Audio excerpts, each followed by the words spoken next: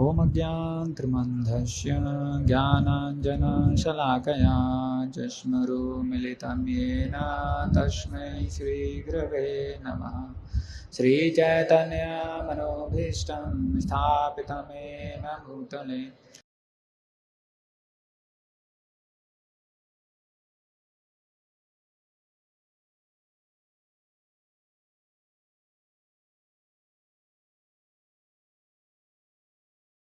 श्रीरूपां साग्रजातां सहगना रघुनाथान्वितं तं सजीवं सावधेतं सावधूतं परिजनसहितं कृष्णचैतन्यदेवं श्रीराधा कृष्णपादान् सहगना ललिता श्रीविशाखान्वितांश नमो विष्णुपादाय कृष्णपृष्ठाय भूतले श्रीमते भक्तिवेदांत स्वामिनिते नामिने नमस्ते सरस्वती देवे गौरवाणी प्रचारिणे निर्विशेष शून्यवादी पाश्चात्यदेशतारिणे नमो महावदन्याय कृष्ण प्रेम प्रदायते कृष्णाय कृष्ण चैतन्या नाम्ने गौरतुसे नमः। हे कृष्णा करुणा सिंधु कृष्णबंधो जगत्पते गोपेश गोपिका कांत राधा कांत नमस्तुते तप्त कांचन गौरांगी श्रीराधे वृंदावनेश्वरी वृषभानुसुते देवी प्रणमामि हरिप्रिये वाञ्छाकल्पतरुभ्यश्च कृपा सिन्धुभ्येव च पतितानां पावनेभ्यो वैष्णवेभ्यो नमो नमः। जय श्री कृष्ण चैतन्य प्रभु नित्यानंद श्री अद्वैत गदाधर श्रीवासादि गौर भक्तवृंद हरे कृष्णा कृष्णा कृष्णा हरे हरे हरे राम राम राम हरे हरे हरे कृष्ण।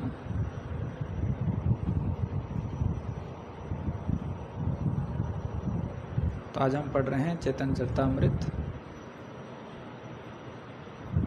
अध्याय 9 श्लोक क्रमांक 30 और 31।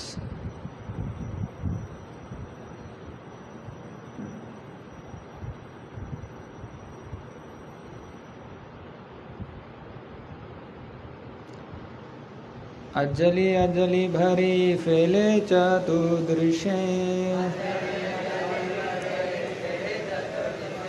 दरिद्र दरिद्र कोड़ाया खाय मालाकार हासे। अजलि अजलि भरी फैले चतुर्दृशे दरिद्र कोड़ाया खाय मालाकार हासे। अंजलि अंजलि भरी फैले चतुर्दृशे दरिद्र कोड़ाया खाय मालाकार हासे।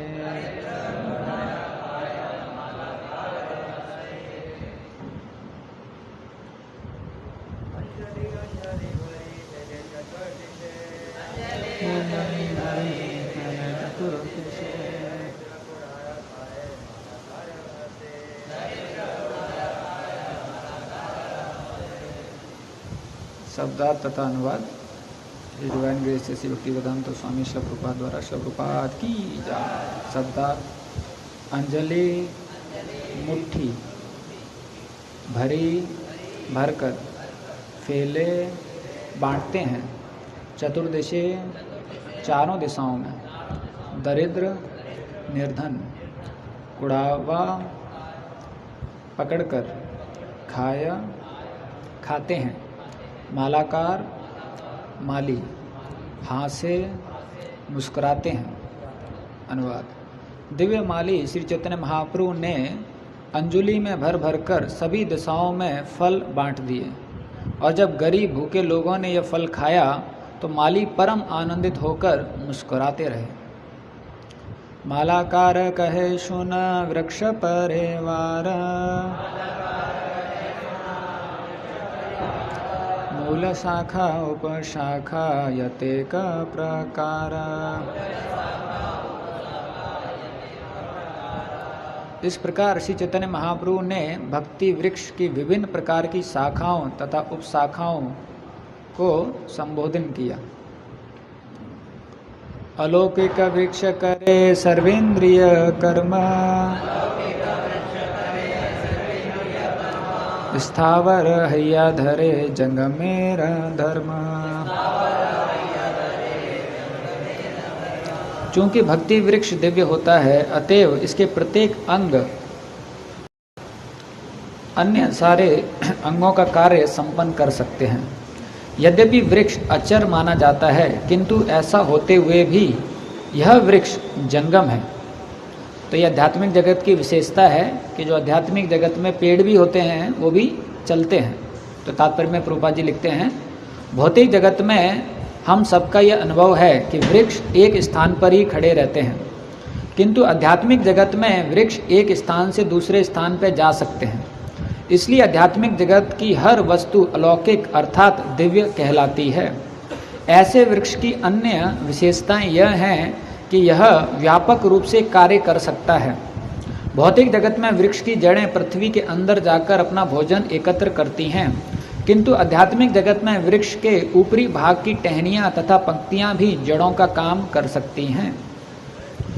तो आध्यात्मिक जगत में हम देखते हैं जो पेड़ हैं वो चल भी सकते हैं, और जैसे हम भगवान के बारे में सुनते हैं कि भगवान की कोई भी इंद्रियाँ किसी भी और इंद्रिय का कार्य कर सकती है, उसी प्रकार से वृक्ष के बारे में भी बताया है कि वृक्ष का कोई भी भाग और दूसरे भाग का जो कार्य है वो कर सकता है। तो हम देखते हैं जो आत्मा का मूल स्वरूप रहता है उसमें भगवान ने आत्मा को कितना कुछ आनंद दिया है, कितना कुछ क्षमता दिया है सेवा करने के लिए। लेकिन जब वही आत्मा भगवान से दूर होकर भौतिक दुनिया में आता है भोग करने के लिए, तो जितना हमारे अंदर ये भोग वृत्ति बढ़ता है उतना भगवान हमारा जो क्षमता है उसको कम कर देते हैं, हमारी जो कैपेसिटी है उसको लिमिट कर देते हैं। क्यों? क्योंकि हमारे अंदर भोग करने की इच्छा है।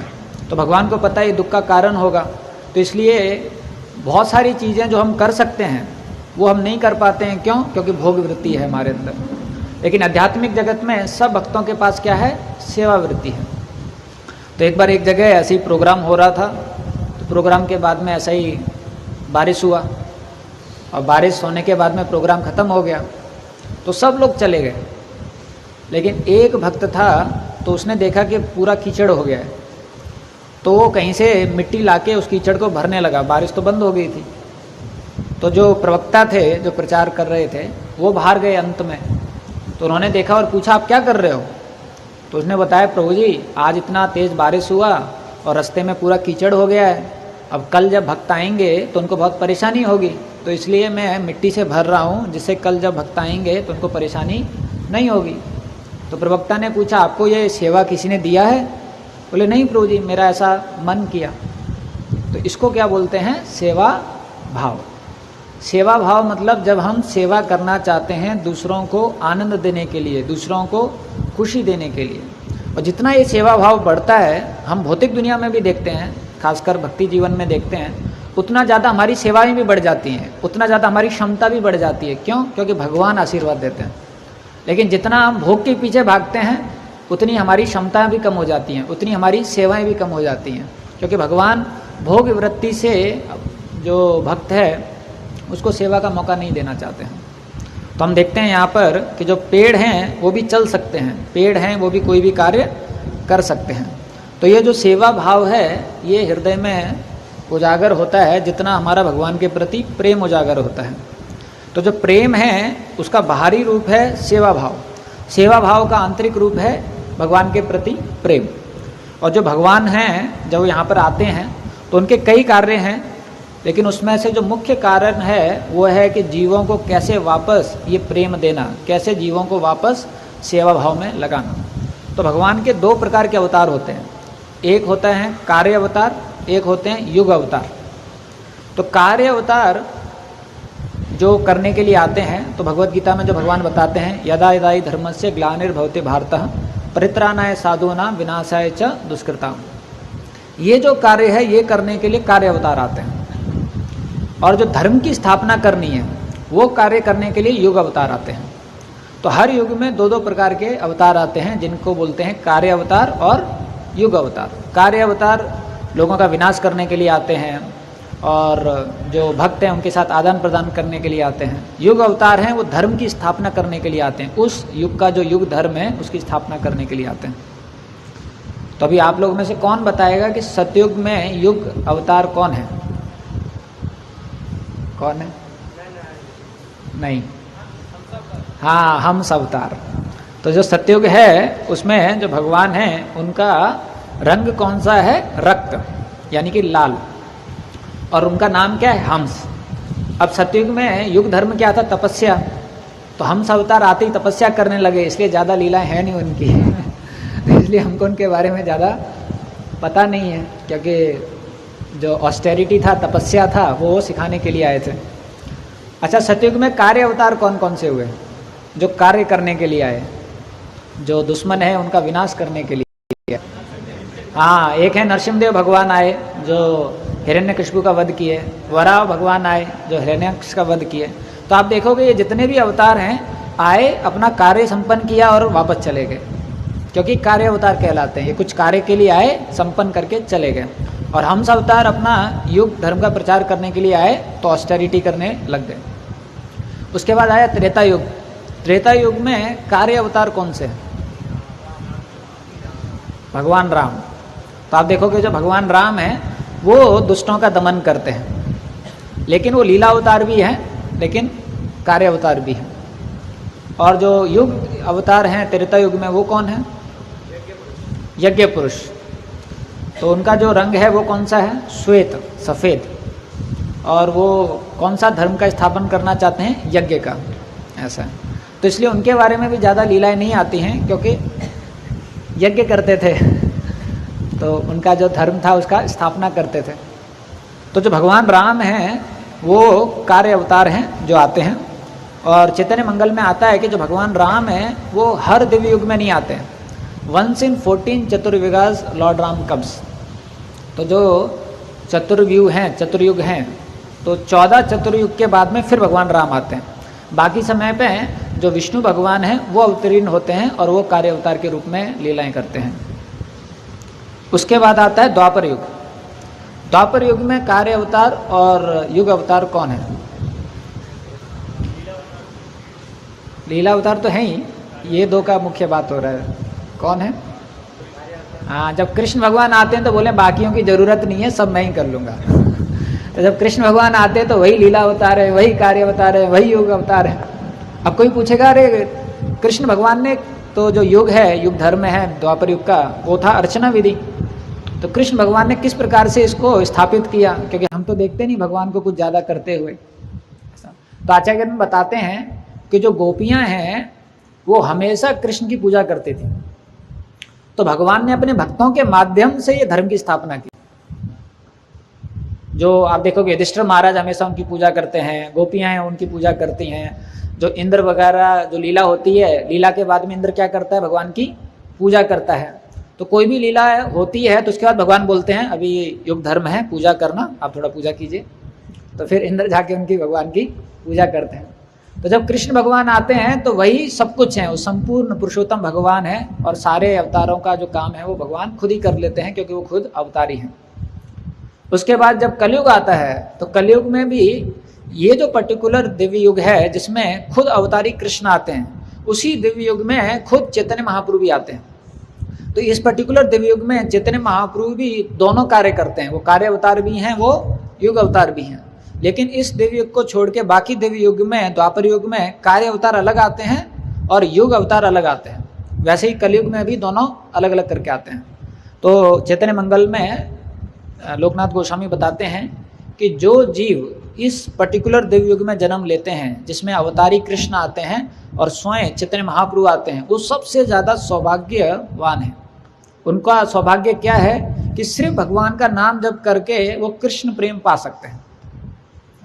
तो इसलिए उनका बहुत ज़्यादा गुणगान किया गया है, उनका बहुत ज़्यादा ग्लोरीफाई किया गया है।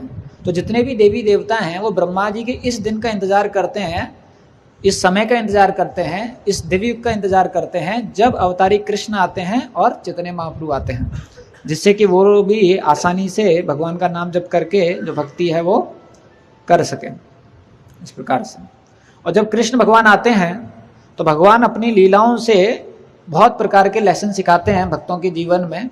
खासकर जब भगवान आते हैं तो उनका एक बहुत महत्वपूर्ण मकसद होता है कि कैसे जीवों को अपने प्रति मैं आकर्षण करूं और कैसे जो भक्त हैं, जो साधक हैं, उनको मैं शिक्षाएं दूं जिससे कि वो अपनी बाधाओं को क्रॉस करके मेरी भक्ति में आगे बढ़ते रहें।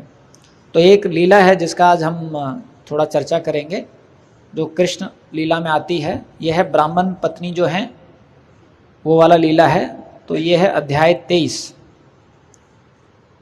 आर्यन को इसको निकाल सकते हैं उसमें, टीवी में।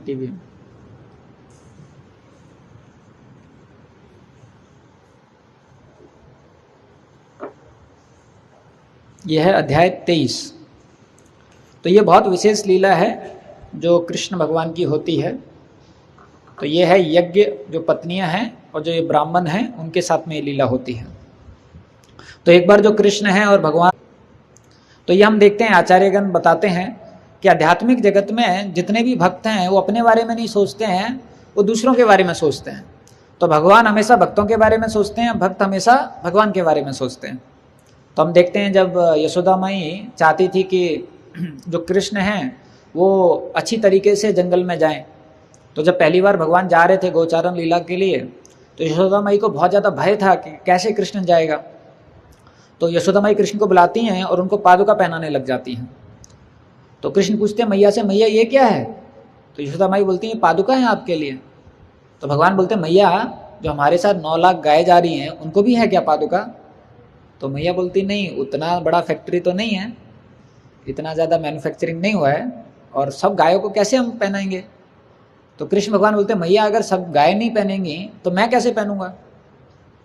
तो ये खबर सारी गायों को पता चल जाती है कि कृष्ण ने हमारे लिए क्या छोड़ दिया, अपनी पादुकाएं छोड़ दी। तो सारी गाय मीटिंग करती हैं कि अरे देखो कृष्ण हमारे लिए क्या कर रहे हैं, अब हमें भी कुछ करना चाहिए। तो उस रात जितनी भी गाय हैं पूरे व्रज भूमि में चरने लग जाती हैं, घूमने लग जाती हैं, और जितने भी बड़े बड़े कंकड़ थे, पत्थर थे, कांटे थे, उन सब को तोड़ देती हैं और सबको पूरा फाइन पाउडर बना देती हैं। तो अगले दिन जब कृष्ण भगवान जाते हैं तो जॉनसन बेबी पाउडर की तरह वो कोमल होता है। तो हम देखते हैं आध्यात्मिक जगत में वो अपने बारे में नहीं सोचते हैं, किसके बारे में सोचते हैं? दूसरों के बारे में। तो ये गोप बालक जो हैं इनको लगा भी कृष्ण और बलराम को भूख लगी होगी, लेकिन उनको पता है कि भगवान बोलेंगे नहीं, और हम भगवान को ऐसे नहीं बोल सकते कि भगवान आपको भूख लगी होगी। तो वो क्या बोलते हैं कि हमको भूख लगी है। ऐसा हम लोग उल्टा करते हैं कि आपको शायद भूख लगी होगी तो हमारे मन में कुछ विचार होता है लेकिन हम दूसरों के ऊपर डालना चाहते हैं। लेकिन यहाँ पर ये गोप बालक हैं, भगवान के पास आते हैं और बोलते हैं। तो भगवान बोलते हैं आप चिंता मत करो, यहीं पास में कुछ यज्ञ के ब्राह्मण हैं, तो आप उनके पास में जाइए, और वो बहुत विशाल यज्ञ कर रहे हैं और वो बहुत ही ज़्यादा पंडित हैं, बहुत ही ज़्यादा निपुण हैं। तो आप उनके पास जाके कुछ मांगिए, वो आपको ज़रूर कुछ देंगे। और भगवान बोलते हैं जब आप वहाँ पर जाओ तो उनको ऐसा बताना कि मैं और बलराम यहाँ पर आए, बलराम जी और मैं यहाँ पर आए हैं, और उनको बताना कि हम दोनों भूखे हैं, तो हम कुछ खाना या प्रसादम चाहते हैं। तो ये लोग जाते हैं वहाँ पर और बहुत सम्मान पूर्वक बोलते हैं। तो श्लोक क्रमांक 6 में देखेंगे, हे भूमि देवासूता कृष्णस्यादेशकारिणः प्राप्तान् जानित भद्रं वो गोपान राम चोदितान्। तो कावड़ बॉयज बोलते हैं ओ अर्थली गॉड्स, ओ भूमि देवः। तो ब्राह्मण को इतना सम्मान पूर्वक वो कर रहे हैं, और फिर बताते हैं कि हम लोग यहाँ पर आए हैं और हम लोगों को कृष्ण और बलराम ने यहाँ पर भेजा है। जय श्री श्री राधा माधव तब सका की जय, श्री श्री जानकी जानकी वल्लभ लक्ष्मण हनुमान की, श्री श्री निताय गौर सुंदर की जय, श्री प्रभुपाद की जय। और फिर बताते हैं हम आप लोगों के लिए अच्छी प्रार्थनाएं करते हैं, we wish good for you. और फिर बोलते हैं प्राप्तान जानित भद्रम, कि आप हम लोग आ गए हैं, इसको थोड़ा सा जानिए, यू रिकॉग्नाइज अवर प्रेजेंस इस तरीके से वो बोलते हैं, क्योंकि वो इतना ज़्यादा अहंकार में हो गए थे, यज्ञ कर रहे थे, बहुत बड़ा इलैबोरेट रिचुअल कर रहे थे। तो जो गोप बालक हैं वो आ गए हैं और वो इतना एब्जॉर्ब्ड थे उन यज्ञों में कि उनका जो प्रेजेंस है वो भी उनको नहीं पता था।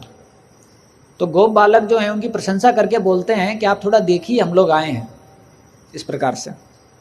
तो हम देखते हैं जब कोई बाहरी रूप वाली चीज़ों पे ज़्यादा ध्यान लगाता है, जो बाहरी क्रियाएं होती हैं या बाहरी जो रिचुअल होते हैं उनमें बहुत निपुणता हासिल कर लेता है, उनमें बहुत ज़्यादा एब्जॉर्ब हो जाता है, और जो उसका मूल सिद्धांत है कृष्ण के प्रति प्रेम, हृदय में विनम्रता, उसको भूल जाता है। तो क्या होता है, उसके हृदय में बहुत ज़्यादा अहंकार आ जाता है। एक बार एक भक्त था जो सुबह रोज़ 2 बजे खड़ा हो जाता था, बहुत अच्छा माला जप करता था, हमेशा मंगल आरती में आता था, कभी लेट नहीं होता था, और अच्छी तरीके से भागवतम पढ़ता था, अच्छी तरीके से सारी सेवाएं करता था, डे रेस्ट आधे घंटे से कम करता था, और हमेशा साफ रहता था, सारी सेवाओं के लिए हाँ बोलता था, कोई भी सेवाओं के लिए ना नहीं बोलता था। तो एक बार क्या हुआ, वो सुबह थोड़ा थक गया था, तो उठने में उसको देरी हो रही थी। तो सपने में माया देवी आई, और माया देवी बोली, अरे देखो 4 बज गया, लेट हो जाओगे मॉर्निंग प्रोग्राम के लिए, खड़े हो जाओ।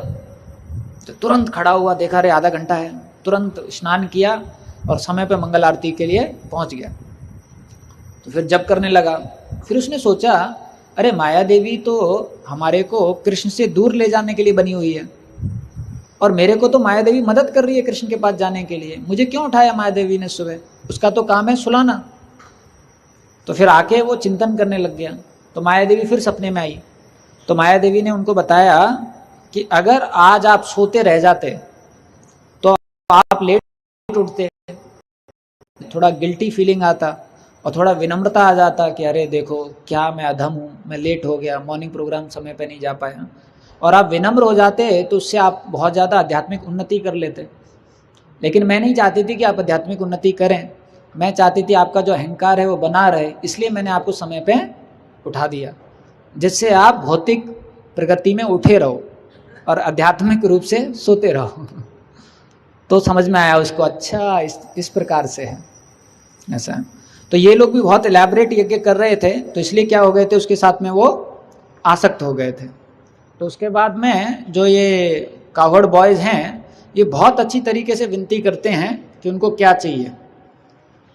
तो वो कावड़ बॉय बताते हैं कि अरे आप तो जानते ही हैं भगवान राम हैं और अच्युत हैं, वो गाय चराने के लिए आए हैं और उनको भूख लगी है और वो कुछ प्रसाद चाहते हैं आपके लिए, आपसे। तो कृपया करके, आप तो धर्मों के ज्ञाता हैं, आपको तो पता ही है कि अगर कोई खाना मांगता है तो उसको देना चाहिए, अगर कोई भूखा है तो उसको खिलाना चाहिए, तो कृपया करके आप कुछ खाना दीजिए, इस प्रकार से। फिर जो ब्राह्मण थे वो नहीं देते हैं।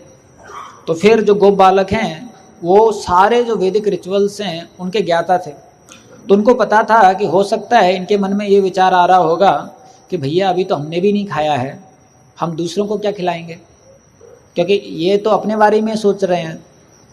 तो जो गोप बालक हैं वो क्या बोलते हैं कि हमें पता है जो यज्ञ होते हैं, तो एक पर्टिकुलर यज्ञ जिसका नाम है सौत्रमणि, इस यज्ञ को छोड़ के बाकी यज्ञ में जो बीच में ब्रेक होता है उसमें पुरोहित खा सकता है, तो आप भी खा सकते हैं और कृष्ण के लिए भी दे सकते हैं। तो ये टेक्निकली जो हैं उनको समझाते हैं कि आप जो भोजन है कृष्ण के लिए दे सकते हैं। तो जो ये ब्राह्मण हैं ये सब सुनते हैं, लेकिन उसके बाद भी उनका जो मन है प्रसाद देने के लिए नहीं होता है। तो वो क्यों नहीं होता है, वो श्लोक क्रमांक 9 में बताया गया है। तो बहुत सुंदर श्लोक है, आप दोहरा भी सकते हैं मेरे पीछे इसको। इति ते भगवत याचनाम शृण्वन्तो अपि न शुश्रुवः शूद्रशा भूरि कर्माणो बालिशा वृद्धमानिना।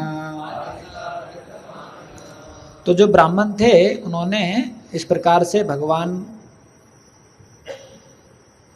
उनकी याचना सुनी, लेकिन फिर भी उन्होंने मना कर दिया। क्यों?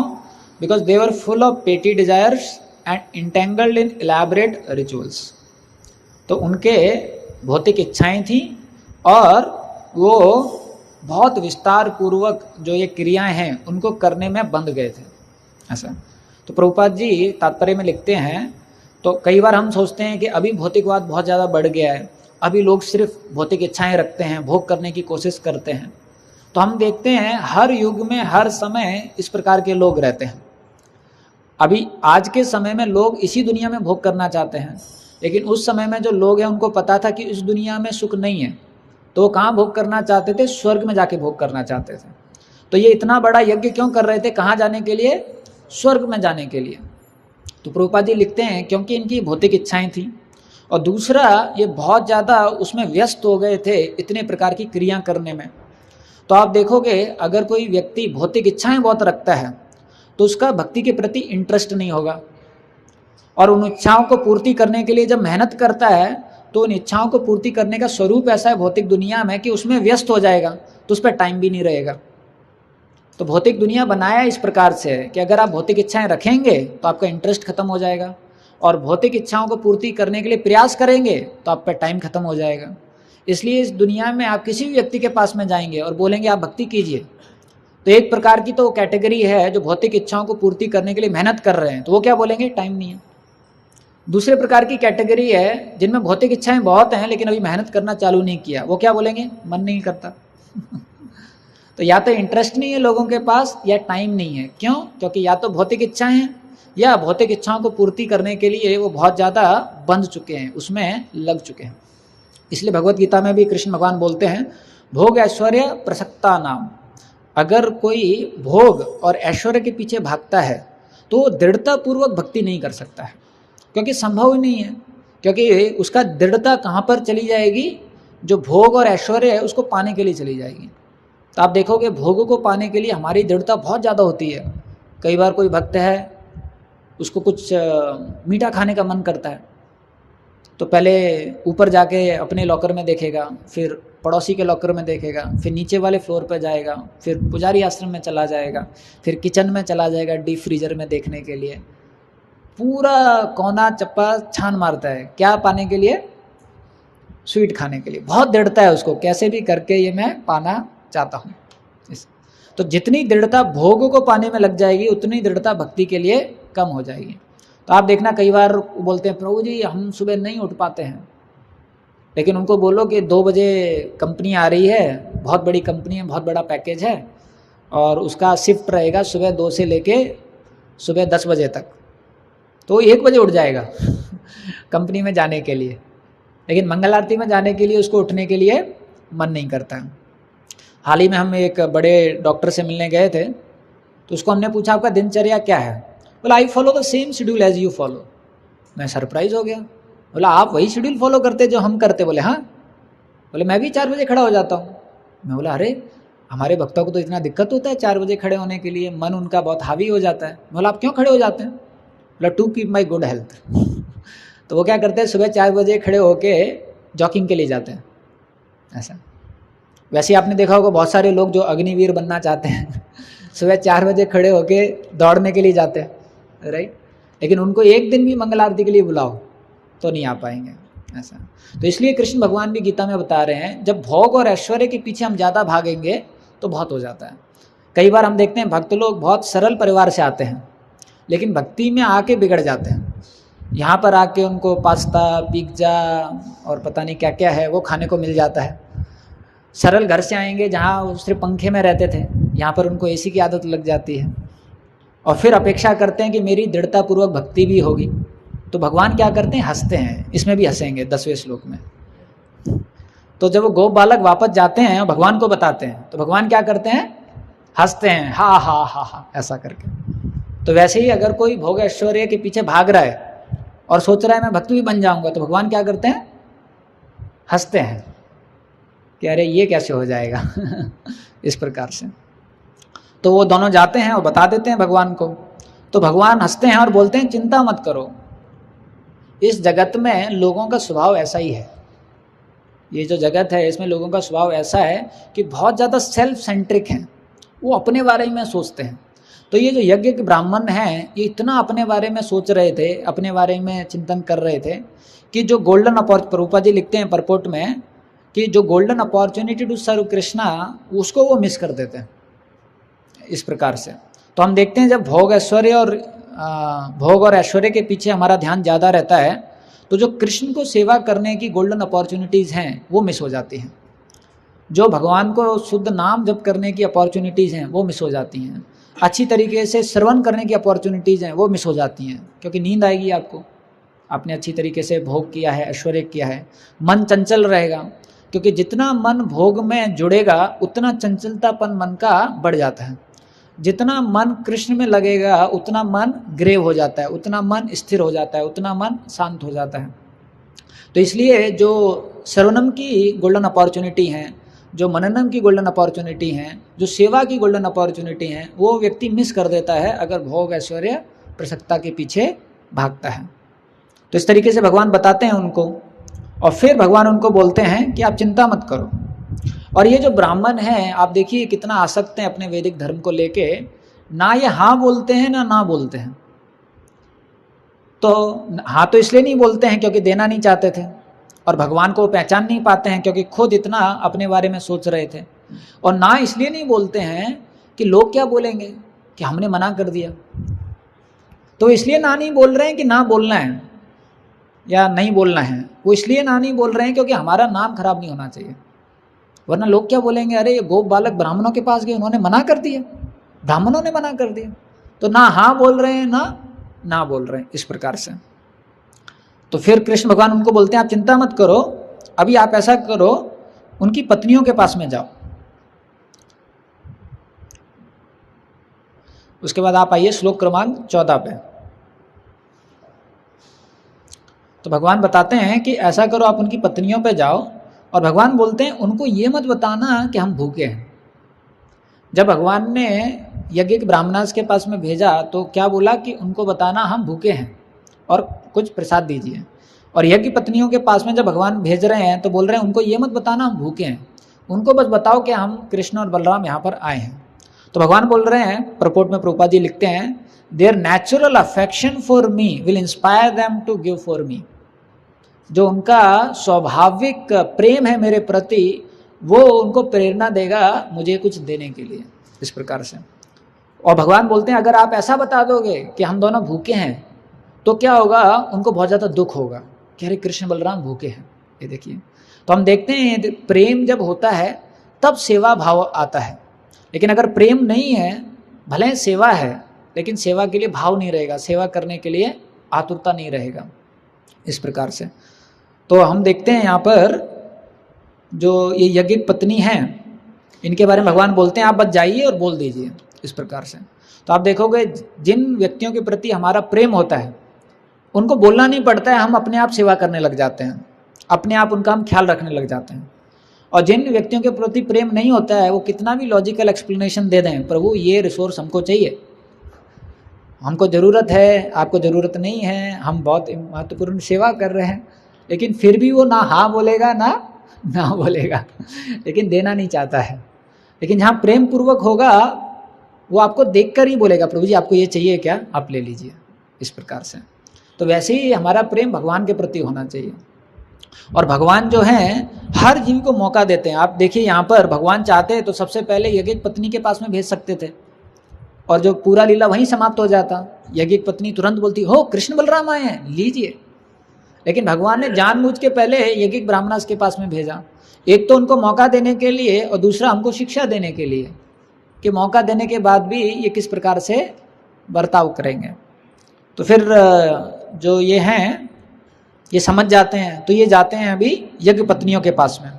अब यज्ञ पत्नियों के पास में जब ये जाते हैं तो जैसे ही यज्ञ पत्नियां सुनती हैं कि कृष्ण और बलराम आए हैं तो यज्ञ पत्नी है श्लोक क्रमांक 18। तो इसमें बताया जाता है सोतवाच्युतम उपायातम नित्यं तद दर्शनोत्सुखा तत्कथा क्षिपित मनसो भवुर्जात संभ्रम। तो जैसे ही पत्नियां ये सुनती हैं वो एकदम एक्साइटेड हो जाती हैं, क्या कृष्ण बलराम आए हैं, ऐसा करके। तो क्यों ऐसे एक्साइटेड हो जाती हैं? क्योंकि उनका जो मन था वो हमेशा कृष्ण के बारे में चिंतन करता था। और मन हमेशा कृष्ण के बारे में क्यों चिंतन करता था?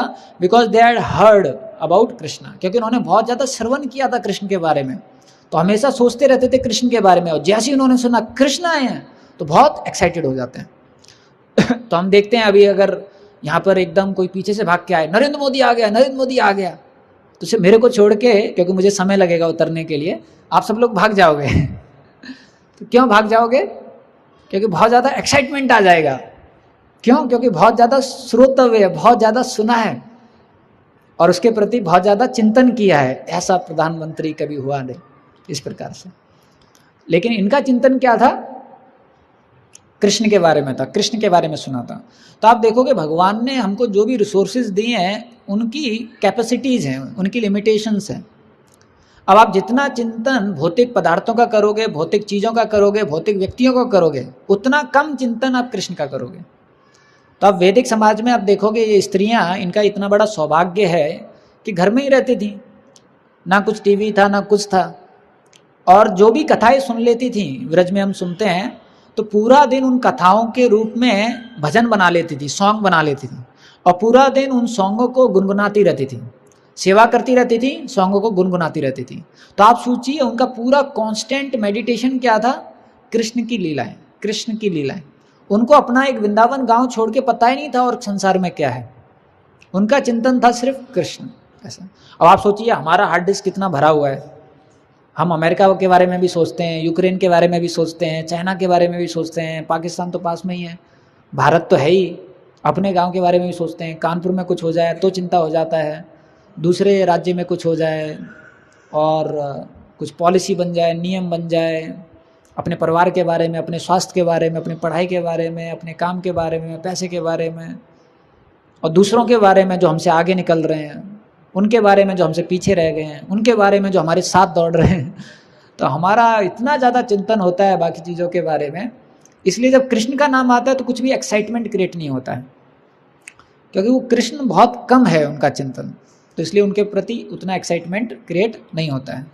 लेकिन ये जो यज्ञिक पत्नी है, इनका बहुत बड़ा सौभाग्य है कि हमेशा ये कृष्ण का चिंतन करती थी, कृष्ण के बारे में श्रवण करती थी। तो जो क्वालिटी श्रवणम है उसका बाय प्रोडक्ट है चिंतनम या मेडिटेशन या स्मरणम। तो जितना कोई श्रवणम करता है तो पहले कीर्तनम के रूप में तब्दील होगा और फिर वो मननम के रूप में तब्दील होगा। तो आप देखोगे जितनी भी व्रज गोपीज हैं, यशोदा मैया भी जो भी लीलाएं सुनती थी, कई लीलाएं तो यशोदा माई ने खुद देखा भी नहीं था, क्योंकि कृष्ण दूसरों के घर में जाके चोरी करते थे, लेकिन वो गोपियां आके यशोदा माई को बताती थी कि तुम्हारे कृष्ण ने ऐसा ऐसा किया, और यशोदा माई उनको भजन के रूप में बना लेती थी। और आप देखो कि भारत में ये बहुत बड़ी प्रथा है कि जो स्त्रियां हैं वो बहुत एक्सपर्ट रहती हैं, भगवान ने उनको कला दी है कि हर चीज़ को भजन के रूप में बना लेती हैं। अभी तो उसका परिवर्तित रूप हो गया है, परवर्टेड रूप हो गया है। तो गांव में आप देखना जो शादियां होती हैं तो वो जो लड़का का परिवार होता है उसके जितने भी खानदान में लोग हैं उनके ऊपर भी भजन बना देती हैं, उनके ऊपर भी भजन नहीं बोलेंगे, मंडेन सॉन्ग बना देती हैं इस प्रकार से। लेकिन पहले ये लड़कियां जो माताएं हैं वो क्या करती थी? भगवान का गुणगान के लिए बनाती थी। तो इसलिए जैसे ही इन्होंने सुना कि सेवा का मौका आया तो एकदम एक्साइटमेंट हो गया इस प्रकार से। तो हमारी ज़िंदगी में भी हम देखते हैं जब हमें श्रवणम का मौका मिलता है, जप करने का मौका मिलता है, आज एकादशी है 64 माला करेंगे, तो कुछ भक्तों को या बहुत कम भक्तों को, विरले भक्तों को एक्साइटमेंट आता है, प्रभु जी आज 64 माला करने का मौका मिला है, 15 दिन से मैं इंतजार कर रहा था कब एकादशी आएगा और कब मैं 64 माला करूंगा, सब भक्त भी करेंगे। और कुछ भक्त का आता है अरे एकादशी 64 कहाँ फंस गया, ये कैसे होगा। और जैसे ही वो जब करने लग जाता है उसकी सारी इंद्रियां रिवोल्ट करने लग जाती है, बस कर बहुत हो गया, मार डालेगा पहले जी तो लेने दो फिर भक्ति करेंगे कोई एक्साइटमेंट नहीं आता है। लेकिन आप देखिए इंद्र तृप्ति के लिए कितना एक्साइटमेंट आ जाता है। अभी अगर अनाउंसमेंट हो जाए कि आज फीस्ट प्रसादम है जो पवनपुर ने स्पॉन्सर किया है तो सुनते ही एकदम खुशी आ जाती है इस प्रकार से। उसके बाद अगले श्लोक में बताते हैं, हाँ, तो जो पत्नियां हैं बहुत एक्साइटेड हो गई और उसके बाद वो उनके मन में इस प्रकार का भाव आ गया कि अभी हमें कृष्ण को कुछ देना चाहिए। तो अभी उनको पता था कि उनके पति तो मना करेंगे, लेकिन उनको पता था कि जो पति लोग हैं वो यज्ञ में बैठे हैं तो उठ नहीं सकते हैं, यज्ञ का जो नियम है उसके अनुसार उठ नहीं सकते हैं, और ये लोग तो बहुत आसक्त हैं यज्ञ करने से, तो वैसे भी नहीं उठेंगे। तो पत्नियां उनके दूर से, क्योंकि पास में जाएंगे तो पकड़ लेंगे, दूर से ही उनको बोलती है हम जा रहे हैं। और यज्ञ का विधि है कि वो यज्ञ का मंत्र छोड़ के कुछ और बोल नहीं सकते हैं, तो ऐसा बोल नहीं सकते मत जाओ, मना कर रहा तो वो अपनी आंखों से इशारा करते हैं, ऐसा करके, आंख बड़ी करके, खबरदार, ऐसा करके, और पत्नी बोलती धन्यवाद और ऐसा बोल के पत्नियां चली जाती हैं। तो भक्त को भी बहुत चतुर होना चाहिए, किस प्रकार से अपना जो कृष्ण की भक्ति है उसको कैसे बचा के रखना है और कैसे करना है। हम दूसरों को दुख नहीं देना चाहते हैं, लेकिन हम दूसरों की वजह से अपनी भक्ति को भी नहीं रोकना चाहते हैं। तो हमें बहुत बुद्धिमान रहना चाहिए कि किस प्रकार से हम अपने निजी जनों को, परिवार जनों को और ऐसे लोगों को भक्ति प्रेजेंट करें जो भक्ति के लिए फेवरेबल नहीं है। तो हमें उस प्रकार से प्रेजेंट करना चाहिए जिससे कि वो मना ना करें, हाँ तो नहीं करेंगे लेकिन मना ना करें, तो इस हिसाब से हमें प्रदर्शन करना चाहिए। तो ये जो हैं ये सब जाने लगे वहाँ पर, अब कृष्ण के पास आ गए और फिर भगवान की सुंदरता का वर्णन है, तो इसको भी उच्चारण कर लेते हैं। श्लोक क्रमांक 22।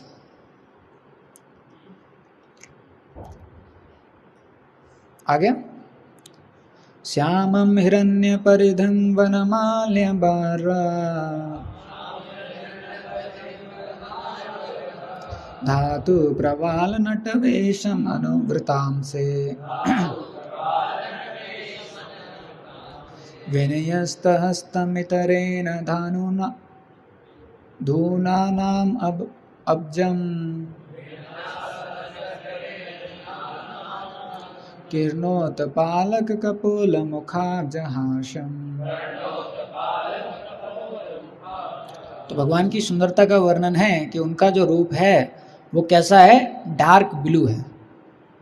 तो एक बार चेतन चरण पू जो हैं वो एक उत्कर्षा में फेथ एंड डाउट क्लास ले रहे थे, तो एक लड़के ने बोला कि प्रभु जी भगवान आप बोलते हो सुंदर हैं, लेकिन वो तो काले हैं। तो चेतन चरण पू जो हैं उनको बताने लगे कि हमारे माइंड में इस प्रकार का कोनोटेशन है कि काला मतलब बदसूरत, गोरा मतलब खूबसूरत, इस प्रकार से। तो फिर चैतन्य चरण पू बता रहे थे कि भगवान जो हैं वो काले नहीं हैं, वो ब्लू, डार्क ब्लू करके उनका कलर है और वो बहुत सुंदर कलर है, इस प्रकार से। किसी ने एक बार मायापुर में एक बिल्डिंग था जो अभी नहीं है, उसमें कृष्ण का एक फोटो बना था, इस साइड कृष्ण इस साइड राधा रानी, आलोकपुर ने देखा राइट। उसमें इतना सुंदर कृष्ण का रूप बना रखा था उन्होंने कि उसको देखते ही, उस समय पे स्मार्टफोन नहीं था तो हम फोटो नहीं ले पाए, वो इतना सुंदर था कि आप एक बार उसको देख लेंगे तो बहुत मुश्किल था आँख को वापस खींचना, क्योंकि और ब्लू कलर का ही था, इस प्रकार से। तो भगवान का जो रूप है वो बहुत ज़्यादा सुंदर है, वो कैसा है, डार्क ब्लू ऐसा है। और उनके कपड़े कैसे हैं, गोल्डन, गारमेंट गोल्डन है। तो भगवान की जो धोती है वो कौन से कलर की है, पीले कलर की है। लेकिन भगवान के जितने भी पैराफेनालिया हैं उनके कपड़ों को मिला के वो सब भी चिन्मय हैं। तो जो धोती है वो भी चिन्मय है। जैसे ही भगवान लड़ाई के लिए तैयार होते हैं धोती अपने आप टाइट हो जाती है, अभी समय आ गया है। जैसे ही भगवान उड़ने लगेंगे तो धोती स्टिल हो जाएगी ना, भगवान को नहीं पकड़ना पड़ता है क्योंकि धोती समझ जाती है अभी क्या करना है। इस प्रकार से मिट्टी आएगी तो धोती अपने आप ही उसको साइड कर देती है, हट, इस प्रकार से। तो धोना नहीं पड़ता है भगवान को, उनका फ्रेश रहता है हमेशा धोती, इस प्रकार से। और जब धोती मुड़ती है भगवान की तो लाइटनिंग निकलता है उससे, इस प्रकार से वर्णन है। फिर पीकॉक फैदर, जो भगवान है वो मोर का पंख है उसको धारण करते हैं। तो भगवान आप देखेंगे जो अपना श्रृंगार है बहुत सरल और बहुत ही नेचुरल प्राकृतिक जो श्रृंगार है वो करते हैं। और उसके बाद अलग अलग कलर के वो मोती वगैरह पहनते हैं और flower birds, springs of flower birds, क्या लिखा है हिंदी में, ठीक है, इसका समझ में नहीं आया।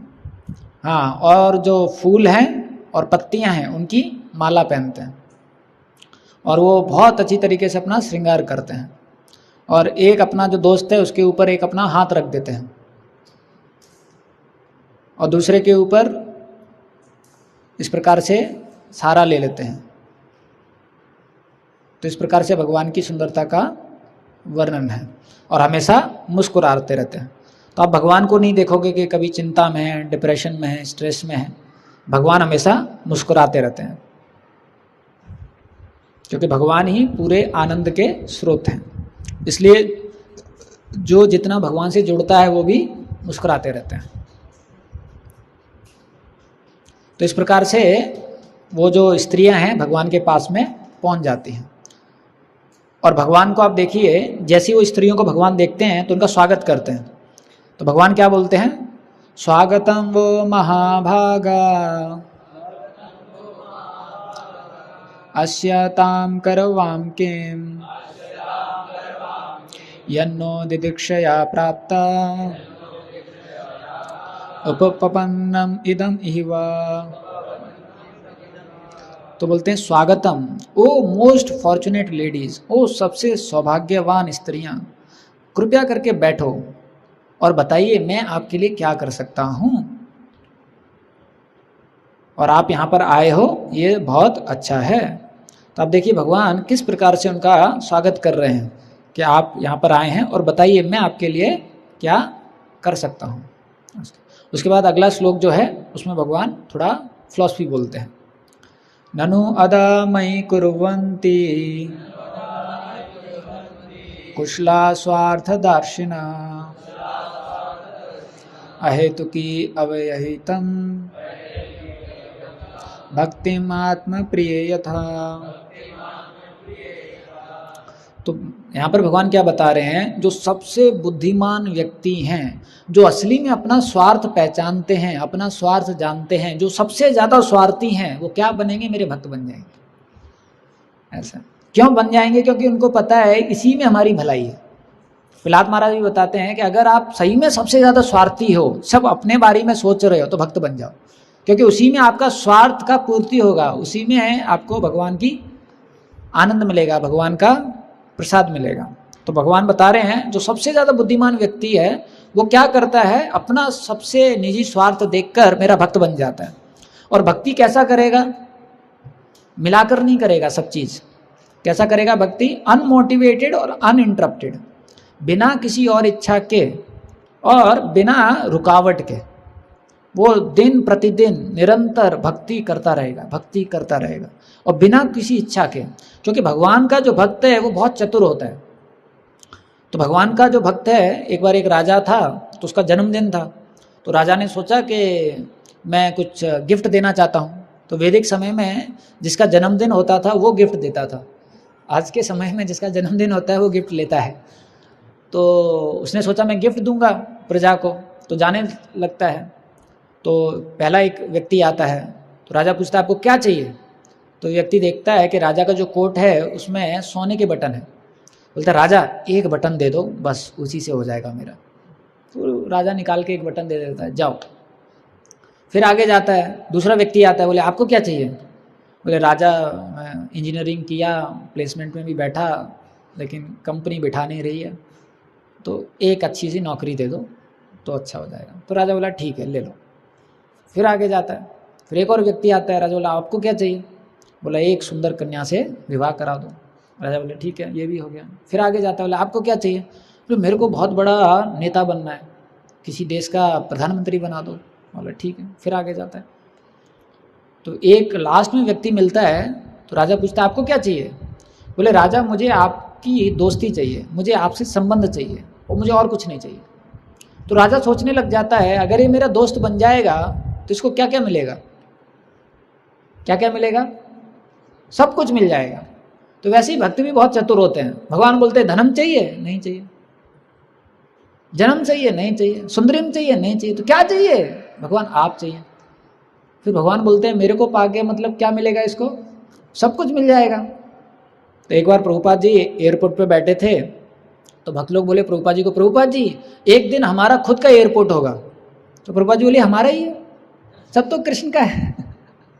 तो इसलिए आप देखोगे भक्त लोग हैं, कहीं पर भी जाएंगे वो कोई भी चीज़ रहेगा उसको क्या देखते हैं, किसका है, भगवान का है। तो भक्तों का असली में हर चीज़ के ऊपर अधिकार हो जाता है। क्यों? क्योंकि भगवान का है।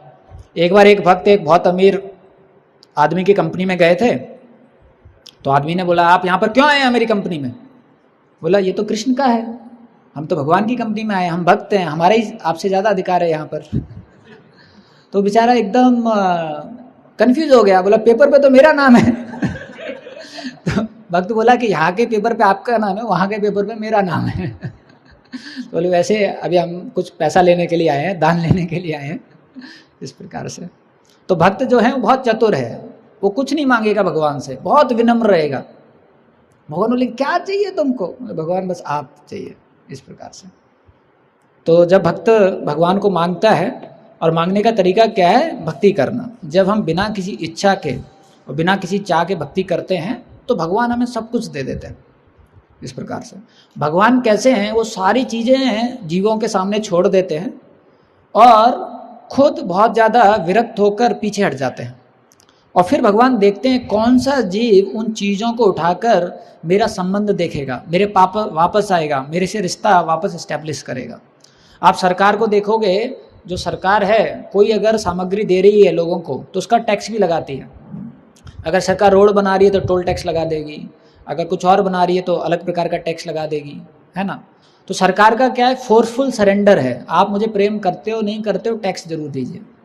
लेकिन भगवान क्या प्रेम पूर्वक संबंध चाहते हैं, तो भगवान क्या बोलते हैं, सब चीज़ दे देते हैं और फिर इंतजार करते हैं कि ये चीज़ों को उठाकर ये जीव क्या करेगा।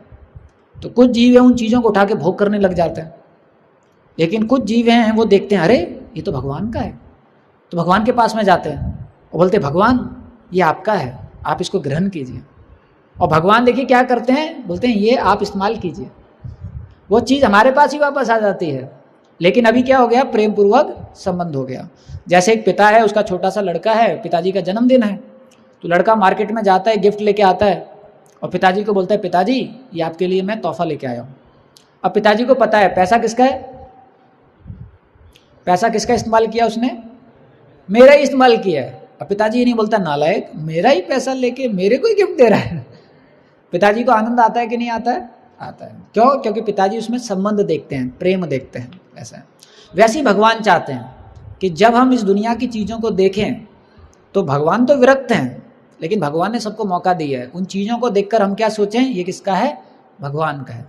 तो जब भक्त उन चीज़ों को देखता है तो भगवान को याद करता है, अरे इतना सुंदर फूल ये तो भगवान ने बनाया है, तो भगवान को अर्पण करता है और भगवान पे चढ़ जाता है।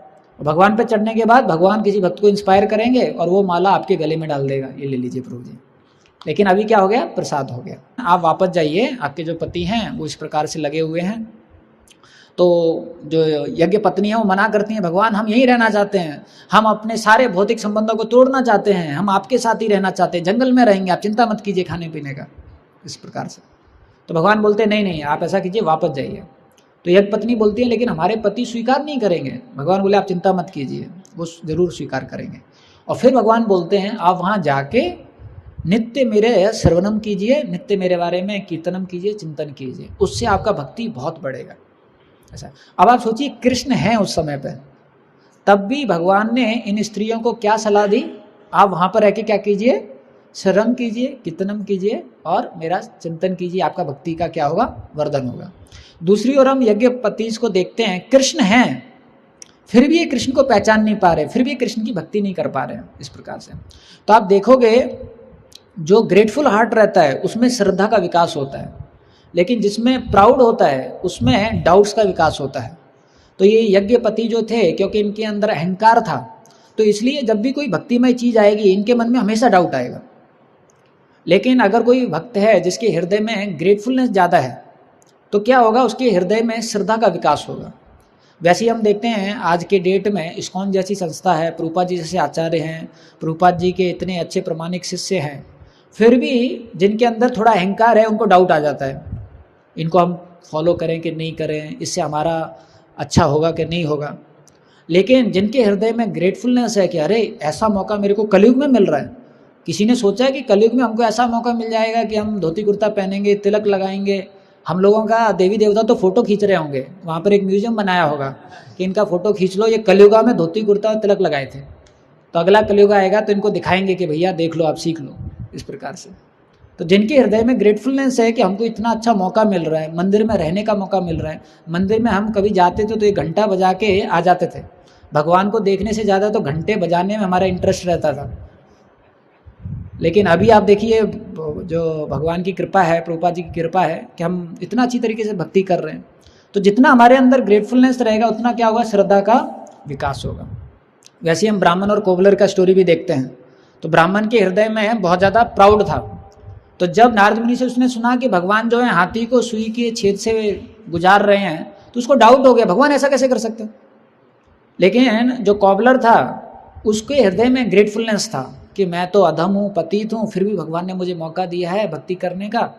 और जब नारद मुनि ने उसको बताया तो नाचने लगा, मेरे भगवान तो अचिंत्य हैं, कुछ भी कर सकते हैं। तो नारद मुनि बोले आपको कैसे विश्वास हो गया? बोले अरे मेरे भगवान तो इतना बड़ा बरगद का पेड़ एक बीज में डाल सकते हैं, तो हाथी क्या बड़ी चीज़ है।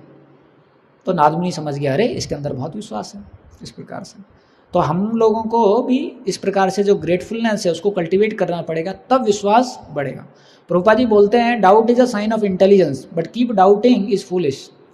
प्रभुपाद जी बोलते हैं जो डाउट करना ये बुद्धि का काम है, लेकिन हमेशा डाउट करते रहना ये पागलपन है। इस प्रकार से प्रभुपाद जी बताते हैं। हरे कृष्ण। श्री प्रभुपाद की जय।